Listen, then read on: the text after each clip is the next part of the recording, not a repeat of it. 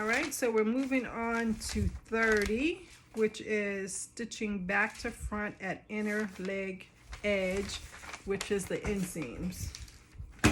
Okay, so I did have to, if you can remember, this is the crotch, the front crotch, and I sewed all the way to the inseam, because that's the method I do for my install of fly zipper. But reading on, they want you to place one leg inside the other, which requires this front bottom of the curve to be open. So I opened it maybe 1.5 inches, because that's, I don't usually slip one leg inside the other.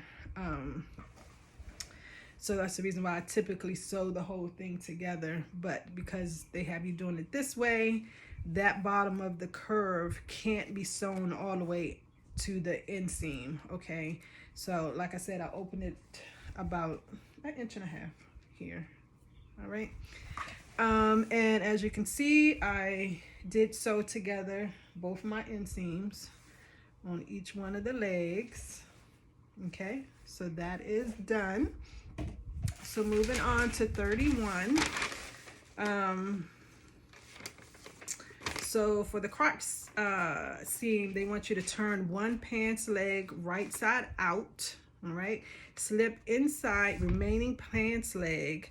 So at this point, it'll be right sides together on the inside, and you're going to stitch the remainder of the crotch seam to notch. So basically where I opened it up here, to notch in the front. Stitch again 1/4 inch away in the seam allowance along the curve. So they're telling you this part here, and that's just a reinforcement, because a lot of wear and tear is there. So they're saying going toward the raw edge, that you're going to stitch again 1/4 inch away to reinforce just in this lower crotch area.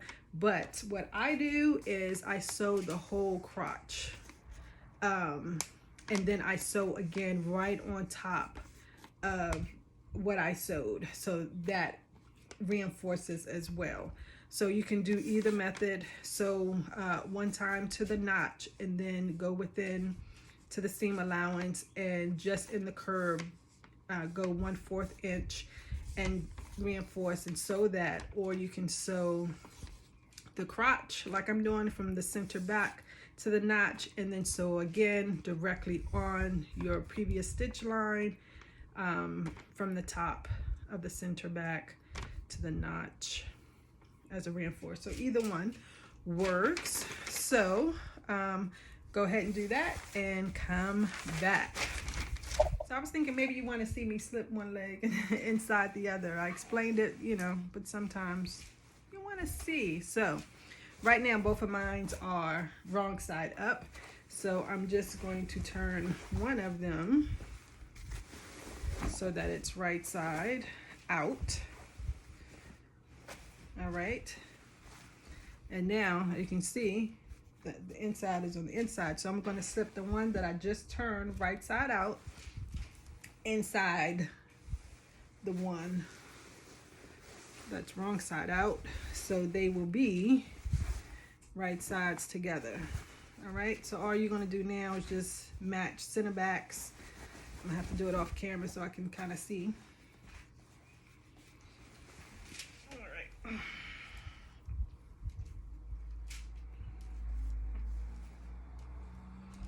And so this is where I had to open it up a little bit, right there. So you can see that's as much as I opened it up. So what you're gonna do is they want you to sew from, let's see if I can, how can I do it? Okay, from center back, here we go, from center back all the way until you meet that notch, or if you had to open it like I did, just go over your opening stitches a little bit and back stitch, and then sew toward your raw edge, or your finished edge I should say at this point. So you made one row. So say this is your original stitch line,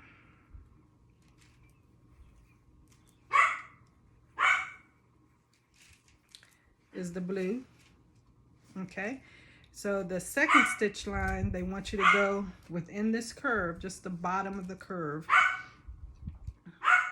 on the inside, which is that purple line. Okay, sorry, it's not straight, but you get the idea. So that's the first blue is the first line. Go within your seam allowance toward your raw edge and do a reinforced stitch, or you can just sew again on that blue line.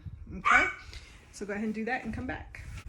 All right, so back from the sewing machine, as you can see, I sewed my crotch all the way up there and then reinforced it by sewing over the existing stitch line. Okay, so that is that one. So let's move on to, okay, so the next step is step number 32, which is we're going to stay stitch the upper edge of the waistline. So when I stay stitch, I stay stitch a 1/4 inch away from the raw edge. Okay, and my stitch length, I reduce it to a 2.0. So that's stay stitching. Then we're going to move on to 33. But no matter what they're saying here, we're going to baste everything together. We're going to use the interface one, but we're going to baste everything together instead of permanently stitch it, because I want you to attach it to your pants, because I want you to try your pants on to see if any adjustments needs to be made before we permanently stitch everything. So you need pattern pieces 5, 6, and 7. 7 is the back. 5 and 6 are the right and left sides. Okay, so you're going to baste the side seams together. Okay, and then you're going to attach it to your pants, but you're going to baste it on.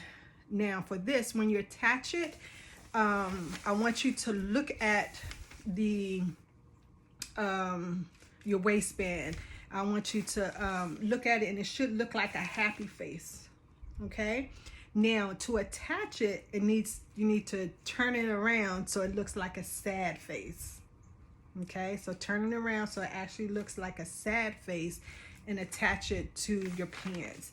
Start attaching it from the center back, working your way to the front. Okay, so remember, it should look like a sad face. Start attaching it at the center back, working around to the front. Okay, and again, remember to attach it with a basting stitch, which is the longest stitch on your sewing machine. Mine is a 5. Okay, because we want it to be able to easily be removed, just in case we have to do any alterations for fit adjustments. So go ahead and do all of that and come back. All right, so it's about the fitting. So I have attached my waistband, just a single layer, to the waistline area so I could fit. But I wanted to show you one thing. So I'm running out of thread, so that's one thing for this, because typically your stay stitch is the same thread color as, you know, what you've been using. Okay, but I'm running out of thread here, and I got to go to the store and get some, so mine is in that color. But what I wanted to tell you is, whenever you baste, because you want it to be easy to come out, and you know, because you may have so many threads in one or stitches in one place, you may not know, you know, what are you supposed to be taking out, or what is the bobbin thread. So whenever I baste, I typically use 2 colors. I use the pink for the top, blue for the bottom, for the bobbin threads. So that way, when I'm just straight up just looking at it, quick glance, I know that the pink is my top thread and the blue is my bobbin thread. And so it'll be easier for me to take that particular thread out. So it doesn't have to be pink, blue, you know, that's just colors I use. You know, it doesn't even matter. It could be totally two different colors, but you just want them different colors, and you just remember what is the top color, what is the bottom color. So I know for here, this is my basting thread, right? This pink right here. This blue, like I told you, is the Staystitch, which is typically the same color. So kind of ignore this blue right here. But the pink is telling me that this is the top thread. And when I take this off, you know, you always clip your bobbin threads, you know, about 1 inch apart. And then when you turn it over in the top thread, you can just basically pull it out and it'll just come straight out, as long as you clipped your bobbin thread, you know, like every inch all the way. Turn it over and you'll be able to pull the top thread right out. So that's just a tip there. Now, regarding my fit, and you can see definitely this was just basted in because it's coming apart. But anywho, so the fit. So okay, so this is a voiceover, obviously. So I'll be talking about fit. So one thing I want to point out is the muslin versus the fashion fabric. Okay, my muslin, they both had the same amount of stretch basically, but the muslin was a softer fabric versus my fashion fabric, or the main garment. Okay, so they laid differently, and around that area that I'm pinching out right there, in my main garment, it seemed to be a tad bit tighter than what the muslin fabric was. It was more relaxed than the muslin fabric and wasn't as pronounced because the main garment there, the green, is also stiffer, so it'll highlight areas that, you know, the muslin may not have highlighted because it's a softer type of fabric. So right around my, I would say my pooch area, it's more pronounced that it's almost caved in. You'll see it in the pictures, versus what it looks like in the muslin. But it fit just like the muslin. So take that in consideration. So if you want to know what a true, you know, sample would look like, you're just going to have to order, you know, another yard to a yard and a half of your main fabric and do your muslin out of that fabric. And that's what I'm kind of pointing to there. So you know exactly how that fabric will react to your body, versus using a muslin, a muslin fabric, which could be a different weight and, you know, react differently to your body. So that's just me showing you there the issue with that particular area. Just a little bit too tight there. Another thing I was saying that, you know, if you do choose to use the muslin, don't take the adjustments to the exact 1/8, you know what I mean, measurement. You know, give yourself a little leeway, because you are dealing with a different fashion fabric that may be a little stiffer, just may act a little differently. So don't take it down to the, you know, 1/8. Give yourself a little wiggle room when making those, when transferring those adjustments. Okay, so that's me just explaining that issue.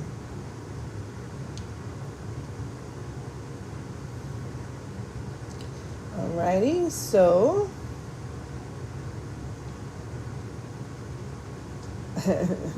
so that's just me reiterating about, you know, not taking the adjustments to heart when you're transferring, if you're going to use the two different type of fabrics.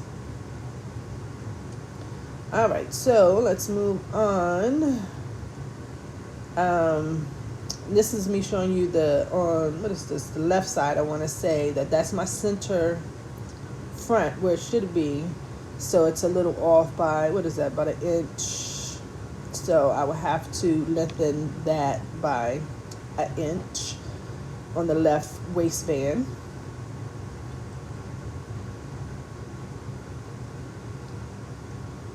Okay, moving on to the right waistband, you can see that it doesn't even come to the extension. And that's one thing that I didn't measure, the waistband area. And I even added the extension, and I just plainly forgot to measure. So I'll need that to cover the extension there plus 5/8. So the right side will have to be extended by that amount.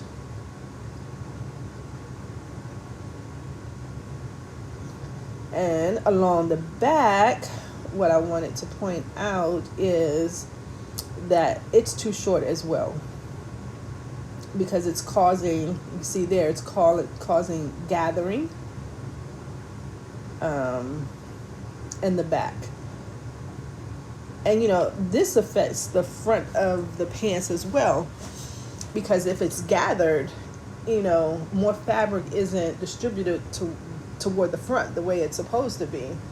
So that could help out with the front area that's a little bit tight too, is because the back is like a gathering, which is not the way it's supposed to be. So a takeaway here is, before you even cut out your waistband, go ahead and remeasure your waistline, okay?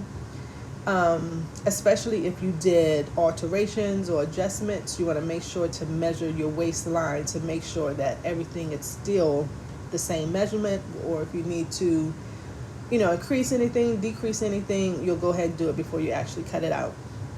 And this is me just showing you everything else fits pretty good. That's me scrunching it up at the end, kind of to see what that would look like with that gathered into a cuff. Most definitely it's a wide leg, but it fits nicely. And so the next thing you will see is me actually wearing it. Oh, that's me showing you that's how much thread I got left. So definitely got to run to the store. So up next is me wearing it. Thank you. All right, so this is me profiling it from the side. And as you can see along the pooch area, you can see where it went in, and that's exactly how it does on my muslin, but it's more pronounced in the fashion fabric. And this is just the different angles, and this is showing, how the bottom will look with it cuffed. And there are some wide legs, look at there, but they're nice. And also I want to point out, you see the adjustments made to the crotch curve. Front is where it should be. And remember, going to the back, it wasn't, didn't create a wedgie or camel toe effect. So those adjustments was perfect. But yeah, so overall, and me making adjustments to the waistband, taking out those gathers actually did make the pants looser. So that was great. But yeah, so next time probably what I do, especially for pants, would just really just use the fashion fabric as the muslin itself, so I can have a true account of what it would look like. All right, everybody, have a great day.